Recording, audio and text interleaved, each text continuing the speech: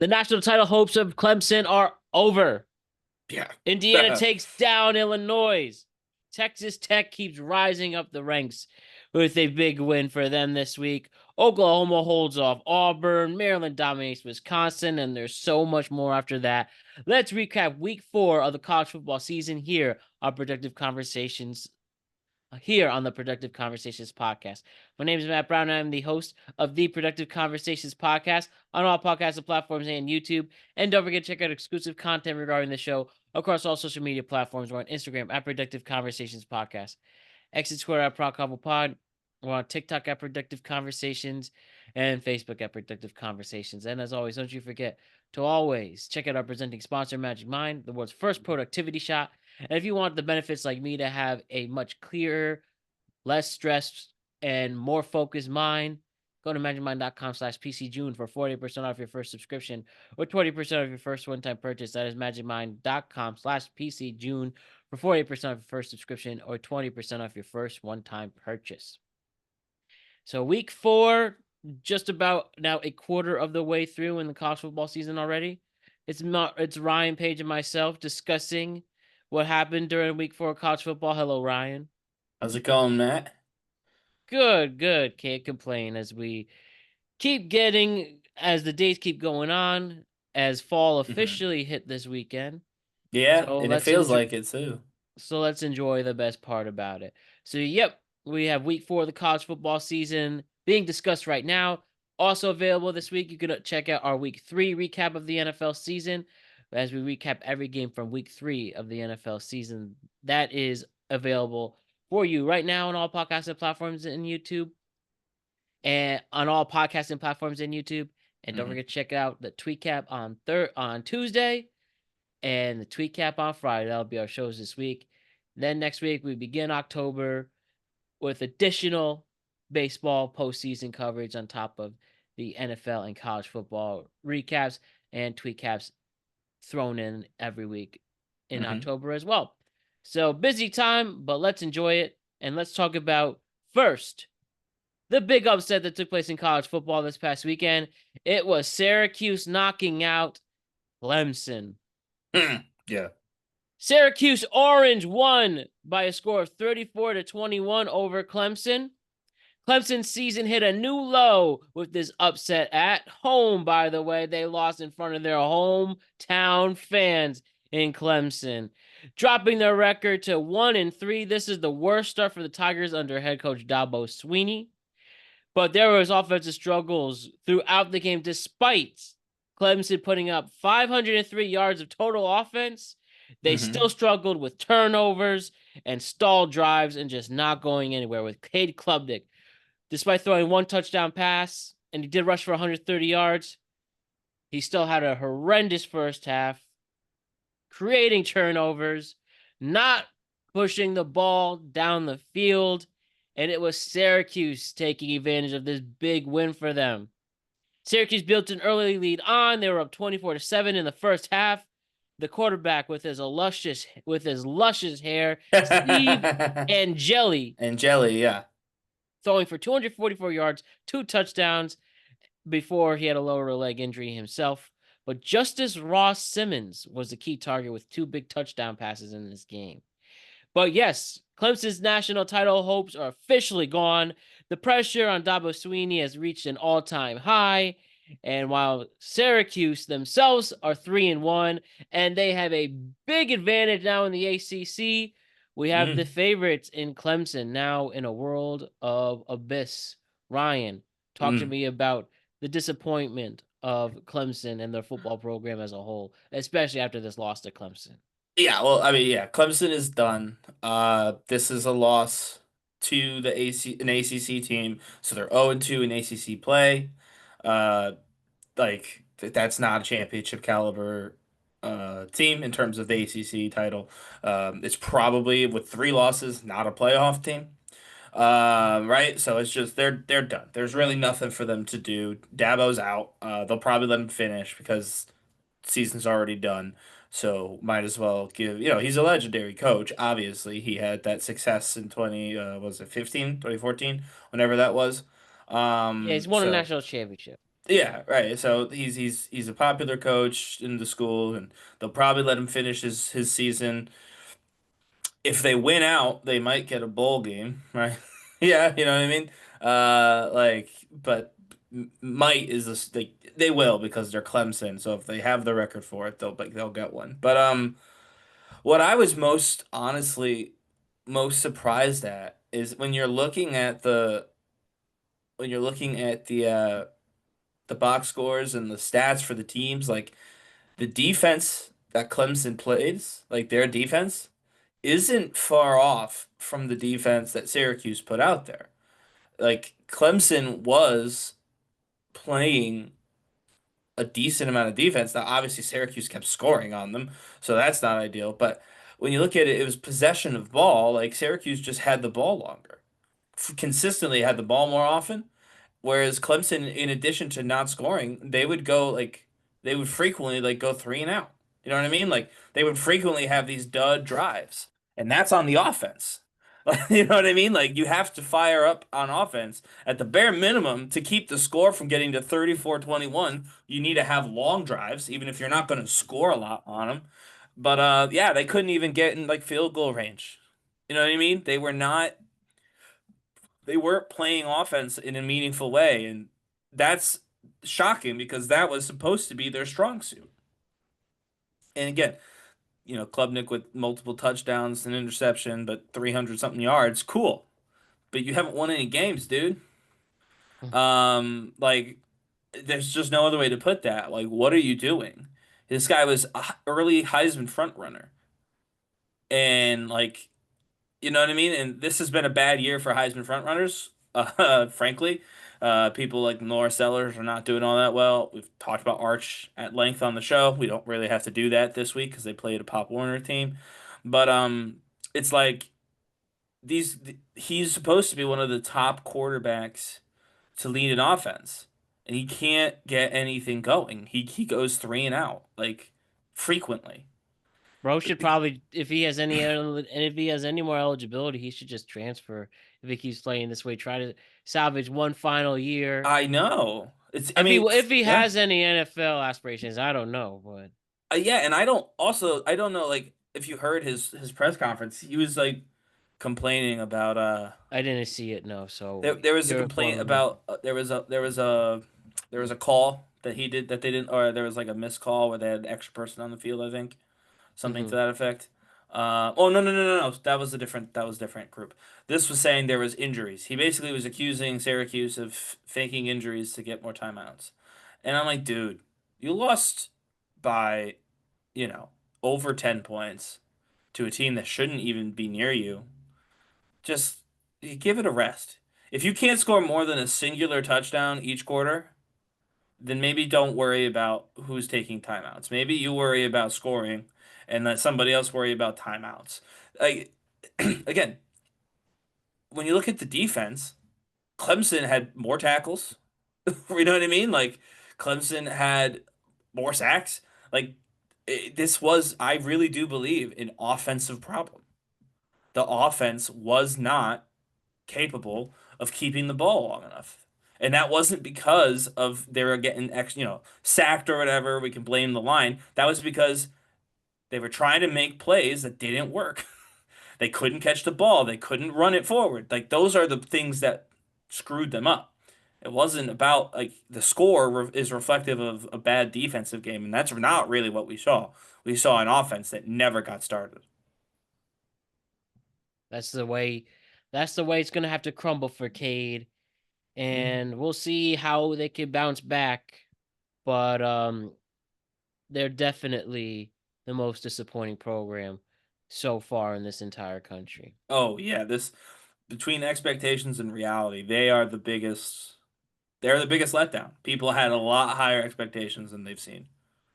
As you know, there's not a lot of games left. There's only about 12 in a regular season for college football. Hmm. Already a quarter of it's done, and they've only won one of their last four games. Right. Yeah. It's not good. And again, they're in a conference, so it's really not good. No. A big, big, big, big, big, big, big, big demolition took place. The Indiana Hoosiers crush the University of Illinois, fighting Illinois. 63-10, Indiana destroys Illinois. In a matchup of two ranked Big Ten teams, number 19 ranked Indiana completely dominated number 9 ranked Illinois in a statement win that has put the Hoosiers on the national radar. It was the most lopsided victory over a top 10 opponent in Indiana program history. And it was all offense. Indiana was explosive, and the defense was also relentless. Fernando Mendoza, the quarterback, was nearly perfect, 21 for 23, Mm-hmm. 267 yards, and 5 touchdowns. And the running backs, Kobe Martin and Kalon Black with 107 and 89 yards respectively. And Martin has 2 touchdowns, Black has 1 touchdown. Mm-hmm. Together, with the duo of Kobe Martin and Kalon Black, they had a 312 total yards on the ground. And I said it was their defense that also rocked the Illinois offense. They sacked the quarterback 7 times, Mm-hmm. 7 whole times. And they only had 2 rushing yards in total. Illinois only had 2 rushing yards. Yep. And they had a block punt. They also scored on turnovers. It was a great, great game. But yes, Indiana is now a top 10 team, top 15 team in the AP poll. Indiana is now a top 15 team in the AP poll, and they might now be a legitimate contender in the Big Ten. Do you I agree with think, me? yeah, I think they were always a legitimate contender, and I'm not gonna lie to you. Obviously, Kurt Signetti, their head coach, he did a lot in the offseason to really anger folks, which I think is part of the reason why they were ranked so low. Uh, Essentially, he said, I'm not playing quality teams if our southern neighbors don't have to play quality teams. And he was punished for it, quote unquote, by having his wins against lesser opponents count for almost nothing, whereas if Florida beats a lesser opponent, it goes up 12 in the rankings. But there's this thing, and it's not surprising online that the Illini, by the way, the Fighting Illini are they're basically trying to say, oh, they never really deserved to be ranked where they were. I disagree. I think they have looked good before this week, where obviously they looked horrible. I think that Indiana is just that good. Really, I do. I think that they're one of the best teams in the Big Ten. I think it's going to, people were expecting them to be the way they were last year, which was undefeated, but with a weak schedule. But they've prepared for that. Fernando Mendoza coming over from California, uh, like they sought him. You know what I mean? Mm. To replace their quarterback. They spent a lot of time working with recruits and in the transfer portal to build a strong team. Uh, and yeah, I don't think this is the end of Illinois' run, by the way. I know it's a singular loss. It is a conference loss, which is unfortunate, but they got time and they've got a conference that's got a soft bottom, to put it bluntly. They've got some really big hitters, but they've got a soft bottom that they can grab some points, or grab some wins from. So I would love to see them really come back, frankly, and maybe even run this game back toward the end of the season, either in the playoffs or even for the championship. But yeah, this was a beatdown, and yeah, there's no numbers to even really get into. It was a beatdown. Like you can't be like they got this many tackles or who had the ball longer. This isn't like the other game. This is just they lost everywhere. They lost on offense, they lost on defense, they lost on special teams. They lost in the locker room. I don't, you know what I mean? They just lost.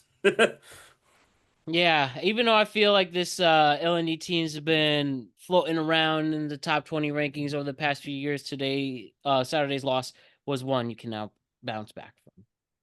I mean, yeah, it'll be tough. Hopefully they bounce back. Obviously, losing this bad is going to hurt with the whole hypotheticals thing for the rest of the season. Because anytime you're on the fence, they got absolutely smoked by a team that was ranked below them. And, they lost by 50 points. Yeah. So there's like, that you will always lose every hypothetical because you lost by 50 points, and that's going to hurt you. So we'll see what happens. But I do think they're a better team than we saw on the field. No, that's not even true. Yes, they could have played a little better, but I think Indiana's just that good. I think Indiana might even be approaching Oregon good. And people just didn't realize because of the lack of competition.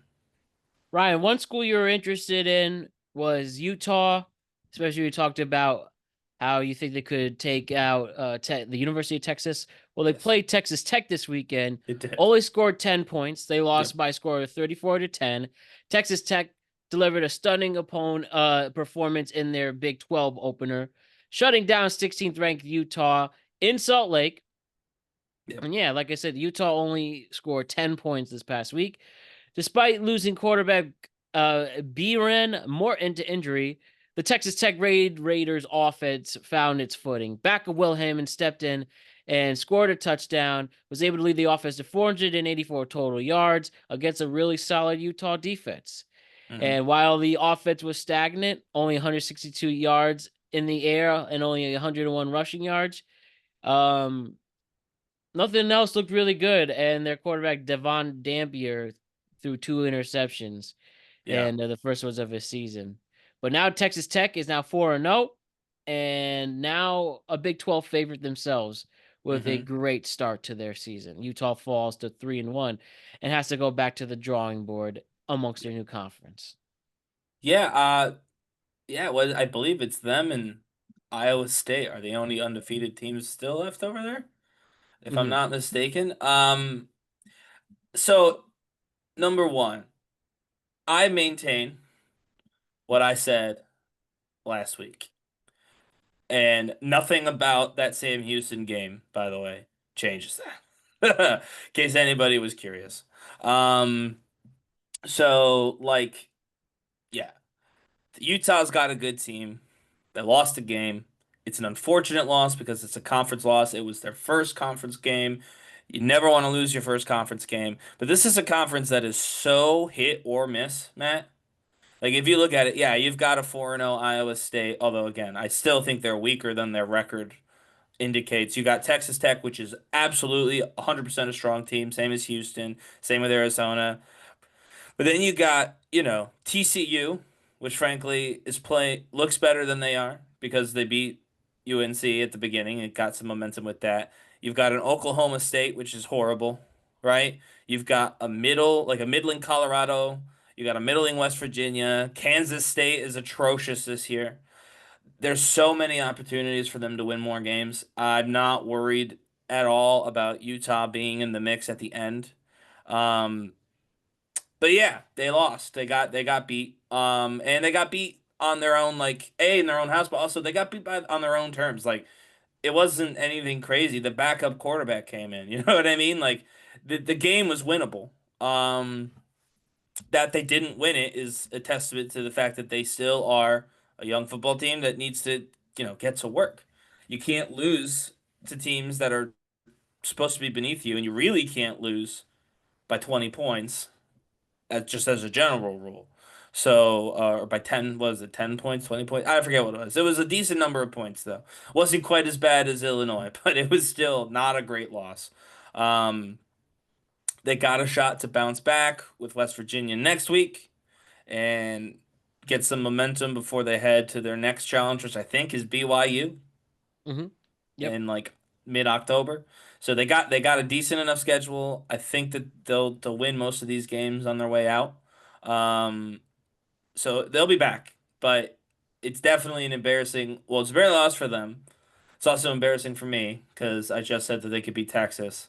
I used them as an example, and then they literally lost. So I will own up that that's an embarrassing example. I will say I don't think I was wrong, and I still don't think I'm wrong. There's a reason we're not talking about them this week because they played nobody. But yeah, I think the Utah team has still got Dampier's still a great quarterback. I know he had a couple picks, but the first two of the season, it's good. I'm not worried about them at all.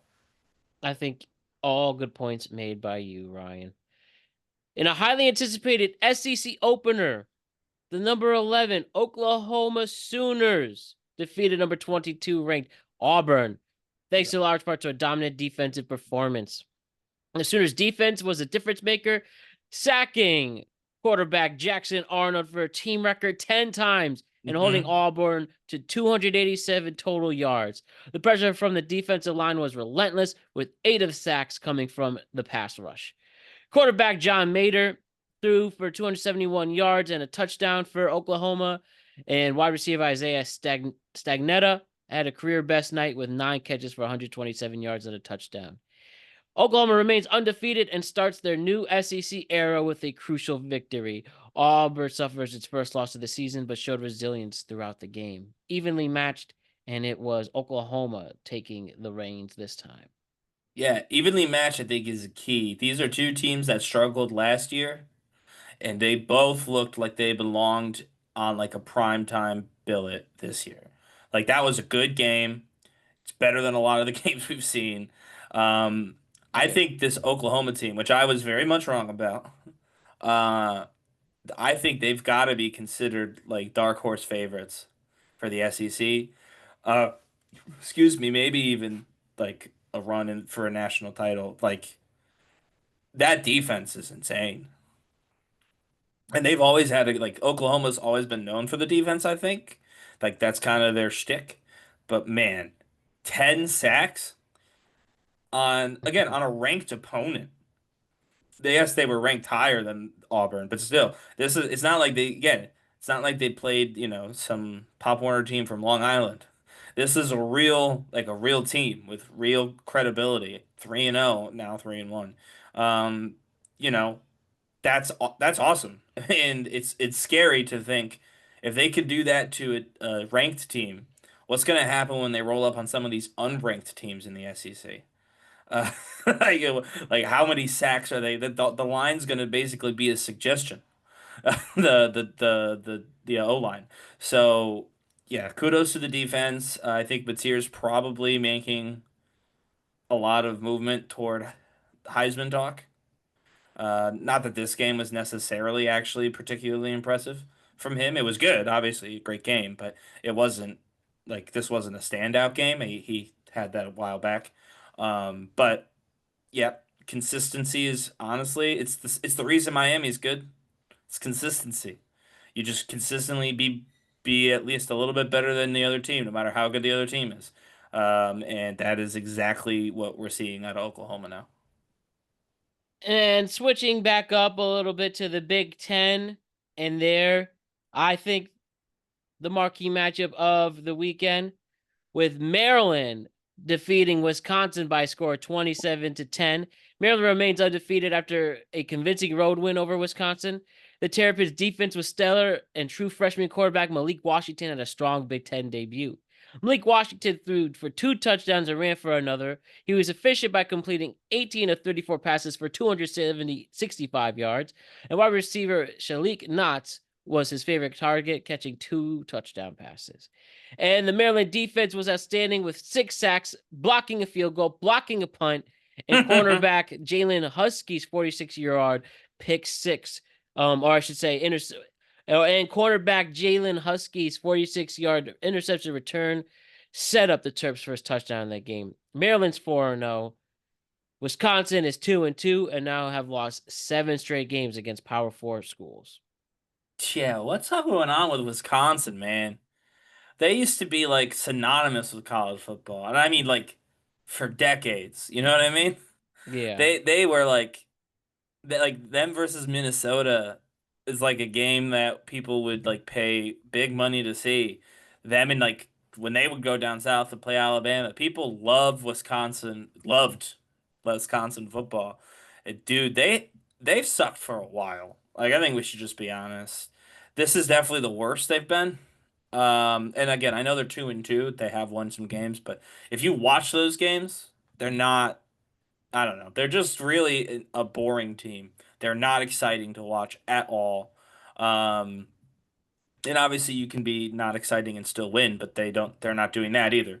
So really, really like disappointing stuff out of Wisconsin. I don't know if you've got the same like thought about them, but I just feel like For the their past few play is years, they boring. I feel they're just not well coached. They're not getting big players in big spots. I just think it's a program that clearly needs a revamp. Yeah, I will say from Maryland's, like for their perspective, they've got another Big Ten test next week. It'll be against Washington. That'll be a good game to watch, because both those teams are trying to kind of build a spot for themselves toward the top of the Big Ten. And then it's, Nebraska, UCLA. Those are probably wins, for being honest. And then they end up at Indiana. And so that, that's where the real test will be. If they're still undefeated, and by the time they get to Indiana, who I'm fairly confident will probably be maybe one loss team by the time we get there, that will be an awesome, awesome game. But yeah, ultimately, I think we are seeing the Badgers in need of a massive like a revamp of everything. Maybe a new coach. Certainly, they need to look at what their offseason looks like. Um, because they got beat by a true freshman on offense, so they clearly need to figure out how they can get some of their own true freshmen to spice up that program because that's no good. Good move. And Michigan, Ryan, another thing with Bryce Underwood again, the thing to talk about here, where Michigan narrowly defeats Nebraska by a score of 30-27. 21st ranked Michigan survived a nail biter against Nebraska, winning on the road but raising concerns about their offensive consistency, particularly in the pass game. Wolverines offense relied on big plays with 3 touchdown runs over 37 yards. Justice Haynes was the big one, especially was the big breakout star on that offense, and a mediocre performance from Underwood. But Haynes, a 75-yard touchdown, and he finished with 149 total yards. Nebraska showed fight. Dylan Raiola Mahomes threw over 300 yards and 3 touchdowns. However, their offense struggled to convert on third downs and had a difficult time running the ball. Michigan does extend its winning streak against ranked opponents to 28, but the close call suggests that there are areas to improve. Nebraska is 3-1, but they have shown that they can improve. They can compete against ranked teams. Oh yeah, yeah, yeah. No, again, Nebraska's they're an interesting case, but we're not going to talk about them because they're not all that interesting. Michigan, I don't know. I wonder if there's a little bit of an expectations misalignment out of folks like us watching Mhm. and the locker room. I don't think they're worried. Not because obviously you want to win by, more than just a handful of points, but I think that they are expecting this. You got again Justice Haynes at running back, who has been consistently good, if we're being honest. Uh, excuse But me. the other thing too, with Bryce Underwood with only 105 passing yards and only went 12 for 22. Right, and I think that that's where we're talking misalignment. I don't. We all were told, and he's again five. Was he a 5+ star recruit? Like he was super high in terms of recruiting. So we were all expecting something because of that. I don't know that Michigan, meaning the program, was expecting that. I think we're looking at this like, oh my God, Michigan has got to be freaking out about their quarterback situation because he is inconsistent. He has brilliant games and then he has horrible games. This is the second time. Week one, we talked about him as if he was the greatest thing ever. Week two, we're like, oh, that was bad. Week three, we're like, okay, he turned it around. And now here we are at week four being like, oh no, he's bad again. Like, he's inconsistent. You can just look at our coverage to prove that. You know what I mean? Hmm. But I don't think they're worried. I think the coaching staff knew this was going to happen with a young quarterback leading an offense. I think they are confident in the rest of the offense to keep them in these games and to keep them winning these games, which we saw with their running offense this game. I really do think that that's where their heads at, and they're just giving him reps like IRL reps. We saw what happens with redshirt reps when you get a prospect that big and you only give him redshirt reps. They end up with more Warby Parker deals than they do, touchdown passes Hmm. in the beginning of their season when they finally get to start. So I think they wanted real reps, real game time play, real pressure because they know that they have the team to bail them out. That's what I think. I think they have the team to bail out an inconsistent quarterback. So when he's on and he's one of the best in the Big Ten, look out. They're just going to score forever. And when he's off and he's making rookie mistakes because he's a freshman, they have the skill set elsewhere on the field to keep the games competitive and to keep them in the lead if need be. That's how I view it. I genuinely do. I know that isn't as exciting as, yeah, they're going to get rid of him. They're going to find, like, no. I think they expected this and they like it. Not like it. Obviously, they'd love for him to be consistently amazing. Who wouldn't? But I don't think that they were, I think they were aware that this was a possibility and they planned for it personally. All right, the last story before we look at the top 25 for week 5. Miami looks like a contender, Ryan, I think. I think Yeah. this week they really established themselves. The number 4 ranked University of Miami took on the University of Florida. And yeah, Miami cemented themselves as a sorry. Miami has cemented their status as a number 1 top contender with a dominant defensive performance against rival Florida. The Hurricanes shut down the Gators' offense, holding them to a mere 141 yards. Miami's defense was suffocating them throughout, forcing multiple turnovers, keeping Florida out of the end zone until the very end. The Gators were unable to convert any of their 13 third down attempts. And yeah, it just shows the amount of pressure Miami was giving all game long. The Hurricanes are now 4-0 and have moved up to number 2 in the latest AP poll, with them receiving 7 first place votes. With their defense playing at an elite level, they are a serious threat for a national championship. And Florida's also looking towards probably a Billy Napier-less future.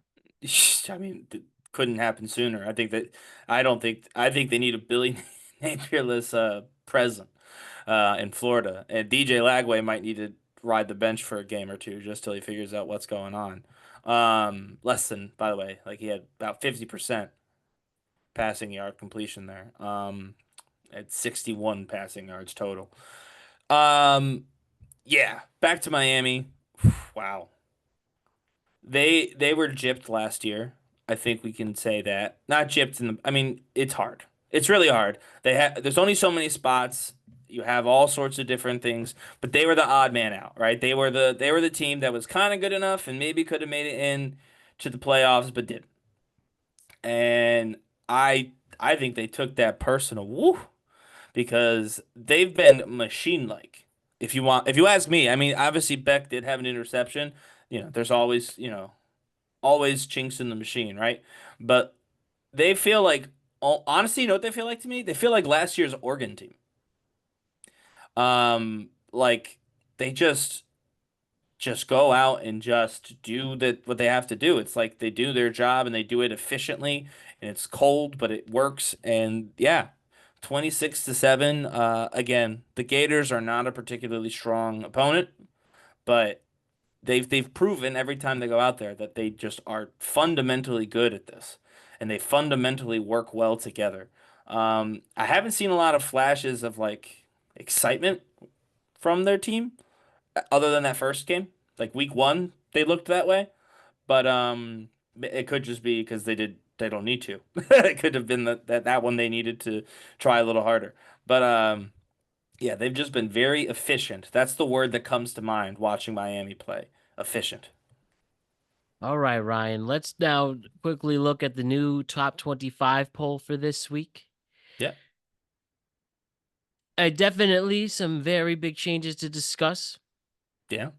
Ohio State remains at number 1, followed by surging Miami at number 2. Penn State, LSU, and Georgia round out the top 5 from there.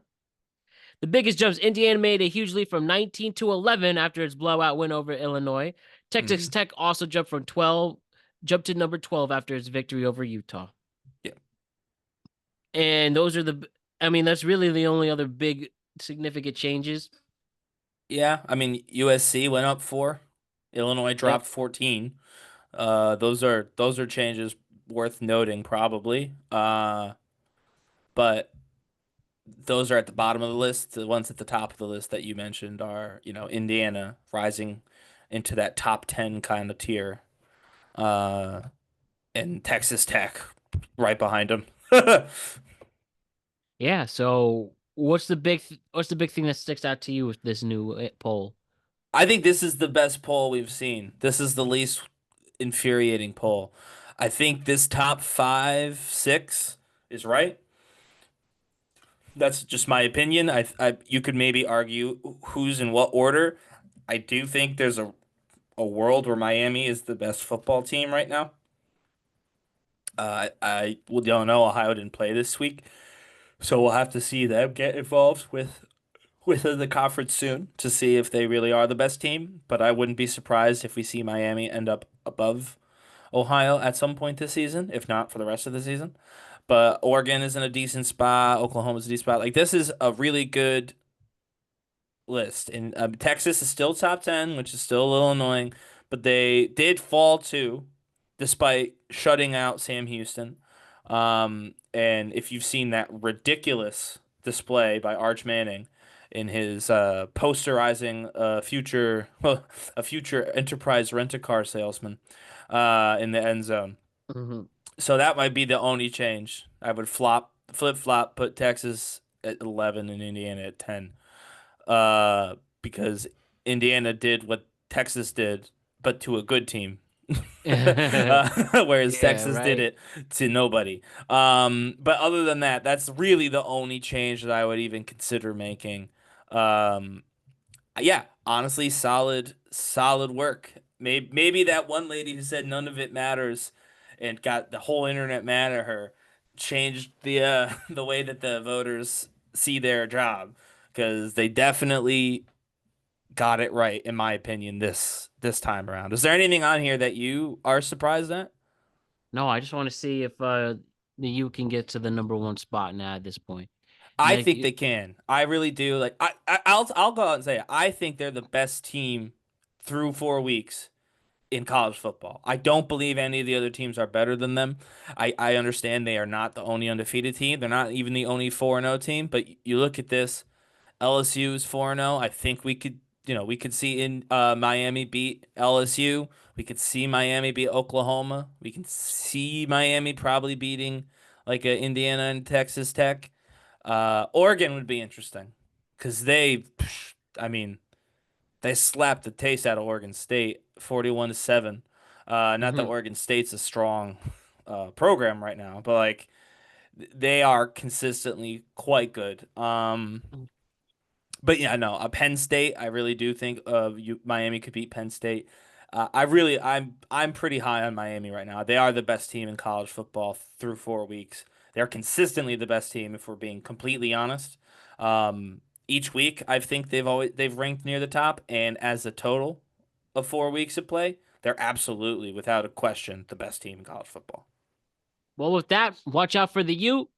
Watch out for the rest of our content this week. Also Yep. available on all podcasting platforms and YouTube is our week 3 recap of the NFL season. And then we have a tweet cap for you on Tuesday and Friday this week.